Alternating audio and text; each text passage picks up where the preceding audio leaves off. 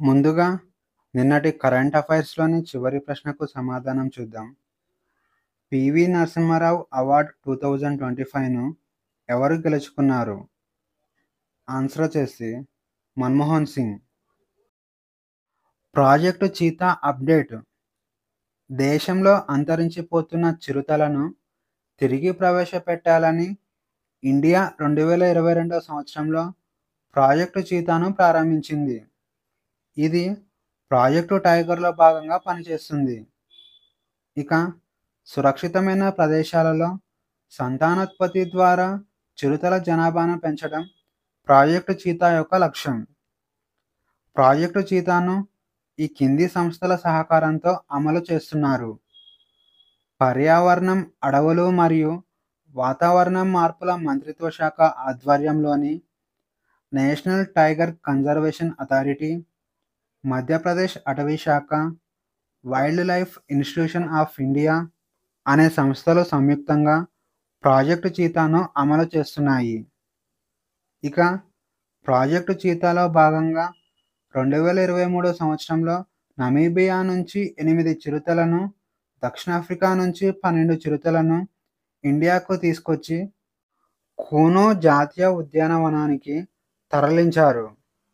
ఇక project cheetah యొక్క update చూసుకుంటే, ఈ చిరుతల ద్వారా 75 సంవత్సరాల తర్వాత ఇండియాలో నమీబియా చిరుత పిల్లలు పుట్టాయి. అయితే మధ్యప్రదేశ్ ప్రభుత్వం గాంధీసాగర్ వన్యప్రాణుల అభయారణ్యంలో ఒక ఆడ చిరుతను ప్రవేశపెట్టాలని నిర్ణయించింది. కూనో జాతీయ పార్క్ తర్వాత గాంధీసాగర్ వన్యప్రాణుల అభయారణ్యం చిరుతలకు రెండవ నివాసంగా ఏర్పాటు చేయాలని మధ్యప్రదేశ్ ప్రభుత్వం లక్ష్యంగా పెట్టుకుంది. మహిళా స్వయం సహాయక సంఘాల సభ్యులకు గుర్తింపు కార్డు అందించిన తొలి రాష్ట్రం.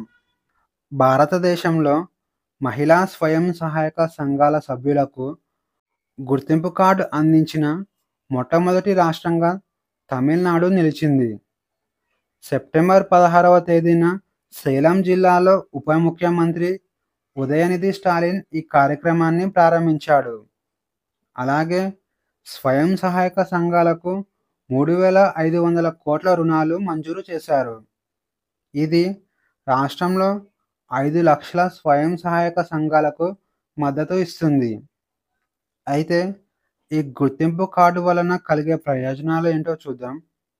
మొదటగా గుర్తింపు కార్డు పొందిన సభ్యులు తమ వస్తువులను రవాణా చేసే ప్రభుత్వ బస్సుల్లో 100 కిలోమీటర్ల వరకు ఉచిత ప్రయాణం కల్పిస్తుంది. అలాగే ఆవిన్, కో ఆప్టెక్స్ మరియు ముఖ్యమంత్రి మెడికల్ స్టోర్ల ద్వారా విక్రయించే ఉత్పత్తులపై ప్రత్యేక డిస్కౌంట్లు ఇస్తారు. ఇక సంక్షేమ పథకాలు పొందడం కూడా సులభం అవుతుంది. ఈ గుర్తింపు కార్డు వలన మహిళలకు ఖర్చులు తగ్గించడం మరియు ఆర్థిక స్వాతంత్రాన్ని కల్పించడం ఈ కార్యక్రమం లక్ష్యంగా పెట్టుకుంది. అలాగే గ్రామీణ మరియు సెమీ అర్బన్ ప్రాంతాలలో సమ్మిళిత వృద్ధి అవకాశాలను సృష్టించడం ఈ కార్యక్రమం లక్ష్యంగా పెట్టుకుంది.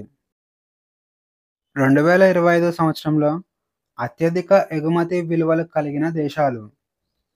ప్రపంచ ఆర్థిక వ్యవస్థలో అంతర్జాతీయ వాణిజ్యం ముఖ్యమైన పాత్రను పోషిస్తుంది. అంతర్జాతీయ వాణిజ్యంలో ఎగుమతులు అనేవి హార్ట్ లాంటిదని చెప్పుకోవాలి.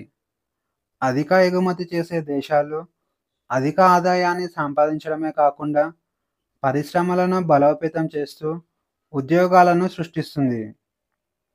ఇక 2025 సంవత్సరంలో అత్యధిక ఎగుమతి విలువలు కలిగిన దేశాల యొక్క వివరాలు చూసుకుంటే, మొదటి స్థానంలో చైనా దేశం ఉంది. చైనా 2025 సంవత్సరంలో 3.6 ట్రిలియన్ ఎగుమతుల విలువలు కలిగి ఉంది. రెండవ స్థానంలో యునైటెడ్ స్టేట్స్ ఆఫ్ అమెరికా ఉంది.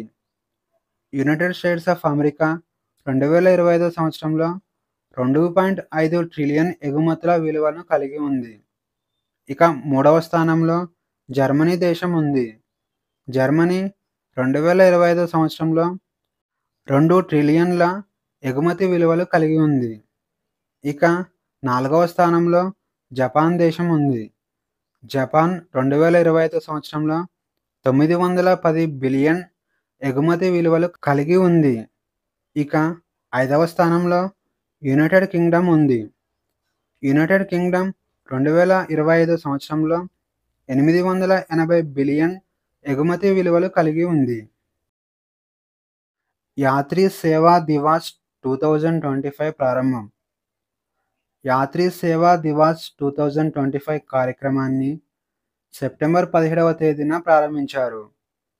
ఈ కార్యక్రమాన్ని ఉత్తరప్రదేశ్లోని గజియాబాద్లో గల హిండన్ విమానాశ్రయం నుంచి కేంద్ర పౌర విమానయాన మంత్రి రామ్మోహన్ నాయుడు ప్రారంభించారు. ఈ కార్యక్రమం ద్వారా ప్రయాణికులకు ఉచిత వైద్య సదుపాయాలు కల్పిస్తారు. ముఖ్యంగా స్వస్థ నారీ సశక్తి పరివార్ అభియాన్ పథకంలో భాగంగా మహిళా ప్రయాణికులకు ఉచిత వైద్యం అందించడం లక్ష్యంగా పెట్టుకున్నారు. అలాగే ఈ కార్యక్రమం ద్వారా సాంస్కృతిక కార్యక్రమాలు మరియు అవగాహన డ్రైవ్లు నిర్వహిస్తారు. దీంతో పాటు ప్రయాణికులకు క్విజ్ పోటీలు నిర్వహిస్తారు. అలాగే టాక్సీ డ్రైవర్లు, విద్యార్థులు మరియు సీనియర్ సిటిజన్స్కు ప్రత్యేక సేవలు అందించబడతాయి. ఇక డిజిటల్ ఇండియా మిషన్ ద్వారా ప్రయాణికులకు ఫ్రీ వైఫై అందించబడుతుంది. Punjab national bank executive director పదవీ కాలం పొడిగింపు. పంజాబ్ నేషనల్ బ్యాంక్ ఎగ్జిక్యూటివ్ డైరెక్టర్గా ఎం పరమశివం పదవిలో ఉన్నాడు. ఇతని పదవీ కాలాన్ని మార్చి 31, 2027 సంవత్సరం వరకు పొడిగించారు. ఈ నిర్ణయం సెప్టెంబర్ 15, 2025 సంవత్సరం నుంచి అమలులోకి రానుంది. ఇక Punjab national bank executive director యొక్క పదవీకాల పొడిగింపును క్యాబినెట్ నియామకాల కమిటీ నిర్ణయించగా కేంద్ర ఆర్థిక మంత్రిత్వ శాఖలోని ఆర్థిక సేవల విభాగం ఆమోదించింది. స్వస్థ నారీ సశక్త పరివార్ అభియాన్ భారతదేశంలో మహిళలు మరియు పిల్లలకు ఆరోగ్య సంరక్షణను బలోపేతం చేయడానికి స్వస్థ నారీ సశక్త పరివార్ అభియాన్ పథకాన్ని ప్రారంభించారు. ఈ పథకం జన్ భాగీదారీ అభియాన్లో భాగంగా ప్రైవేట్ హాస్పిటల్స్ భాగస్వామ్యంతో నాణ్యమైన వైద్యం మరియు అవగాహన కల్పించడం లక్ష్యంగా పెట్టుకుంది. స్వస్థ నారీ సశక్త పరివార్ అభియాన్ పథకంను ఆరోగ్య మరియు కుటుంబ సంక్షేమ మంత్రిత్వ శాఖ, అలాగే మహిళా మరియు శిశు అభివృద్ధి మంత్రిత్వ శాఖ సంయుక్తంగా ప్రారంభించాయి. 2025 ప్రపంచ బాక్సింగ్లో 3 పతకాలు సాధించిన భారతీయ మహిళలు. 2025 ప్రపంచ బాక్సింగ్ ఛాంపియన్షిప్ ఇంగ్లాండ్లోని లివర్పూల్లో జరిగింది. ఈ ఛాంపియన్షిప్లో 57 కేజీల విభాగంలో ఇండియాకు చెందిన జైస్మిన్ లంబోరియా మొదటి స్థానంలో నిలిచి గోల్డ్ మెడల్ సాధించింది. ఫైనల్ మ్యాచ్లో పోలాండ్కు చెందిన జూలియాను 4-1 తేడాతో ఓడించింది. ఇక 80 కేజీలకు పైగా విభాగంలో ఇండియాకు చెందిన నిపుర్ షియోరన్ రజత పథకం గెలుచుకోగా పూజారాణి కాంస్య పథకం గెలుచుకుంది. ఇక ఈరోజు క్వశ్చన్స్ వచ్చేసి 2025 సంవత్సరంలో అత్యధిక ఎగుమతి విలువలు కలిగిన దేశంగా ఏ దేశం నిలిచింది? A India, B China, C America, D Russia. Answer వచ్చేసి ఆప్షన్ బి చైనా. ఇస్రో చేపట్టిన గగన్యాన్ మిషన్ యొక్క ఆర్టిఫిషియల్ ఇంటెలిజెన్స్ రోబోట్ పేరు ఏమిటి? A Vyommitra, B Vyomrudra, C Vyomkrishna, D Vyomsindhur. Answer వచ్చేసి ఆప్షన్ ఏ వ్యోమమిత్ర. ప్రాజెక్టు చీతాను ఏ సంవత్సరంలో ప్రారంభించారు? A 1970, B 2012, C 2022, D 2025. Answer వచ్చేసి ఆప్షన్ సి 2022. బీహార్ రాష్ట్రం నుంచి తొలి మహిళ ఫీడే చెస్ మాస్టర్గా ఎవరు నిలిచారు? A Vaishali Rajesh Kumar, B Sania Sharma, C Mariam Fatima, D Monika Yadav. Answer వచ్చేసి ఆప్షన్ సి మరియం ఫాతిమా. ఇటీవల దక్షిణ కొరియా దేశానికి భారత రాయబారిగా ఎవరు నియామకం అయ్యారు? A Viresh Kumar, B Rakesh Chaudhary, C Srinivas Sharma, D Gaurang Lal Das.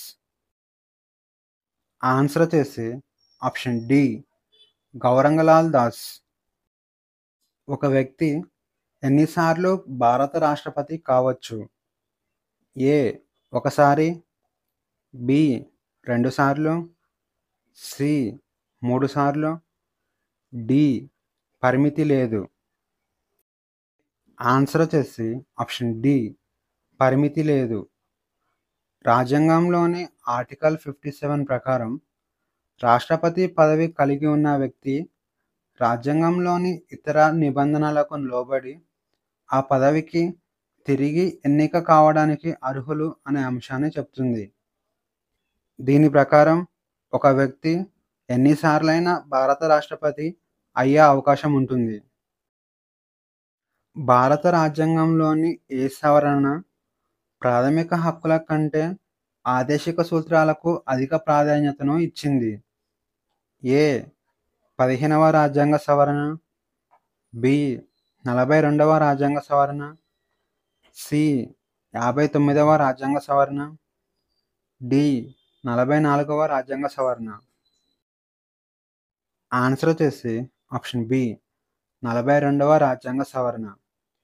42వ రాజ్యాంగ సవరణ ఆదేశిక సూత్రాలకు ప్రాధాన్యతను ఇస్తూ ఆదేశిక సూత్రాలను అమలు చేసే ఏ చట్టాన్ని కూడా అది ప్రాథమిక హక్కును ఉల్లంఘించిందనే కారణంతో రాజ్యాంగ విరుద్ధమని ప్రకటించలేము అని పేర్కొంది. భారతదేశంలో లోకాయుక్త సంస్థను ఏర్పాటు చేసిన మొదటి రాష్ట్రం ఏది? A Karnataka, B Kerala, C Maharashtra, D Rajasthan. Answer వచ్చేసి ఆప్షన్ సి మహారాష్ట్ర. 1971 సంవత్సరంలో లోకాయుక్త సంస్థను మహారాష్ట్ర స్థాపించింది. 1972 అక్టోబర్ 25 నుంచి ఈ సంస్థ అమల్లోకి వచ్చింది. కింది భారతదేశ అధ్యక్షులలో అతి తక్కువ పదవీ కాలం ఉన్నవారు ఎవరు? A S Radhakrishnan, B Zakir Hussain, C V V Giri, D B D Jatti. Answer వచ్చేసి ఆప్షన్ బి జాకిర్ హుస్సేన్. జాకిర్ హుస్సేన్ భారతదేశానికి 3వ రాష్ట్రపతిగా ఎన్నికయ్యారు. ఇతను 1967 సంవత్సరం మే 13 నుంచి 1969 మే 3వ తేదీ వరకు మరణించే వరకు అధ్యక్ష పదవిలో పనిచేశాడు. భారత రాజ్యాంగంలోని కింది వాటిలో ఏ ఆర్టికల్ హైకోర్టులకు రిట్లు జారీ చేసే అధికారాన్ని కల్పిస్తుంది? A article 222, B article 224, C article 226, D article 228. Answer వచ్చేసి ఆప్షన్ సి ఆర్టికల్ 226. ఆర్టికల్ 226 ప్రకారం హైకోర్టులు ప్రభుత్వంతో సహా ఏ వ్యక్తికి లేదా ఏ అధికారి అయినా హెబియస్ కార్పస్, మాండమస్, ప్రొహిబిషన్, కోవారంటో రిట్లను జారీ చేసే అధికారం ఉంది. ఈ వీడియోలోని కంటెంట్ మీకు నచ్చినట్లయితే లైక్ చేయండి, షేర్ చేయండి, అలాగే సబ్స్క్రైబ్ చేసుకోవడం మర్చిపోకండి.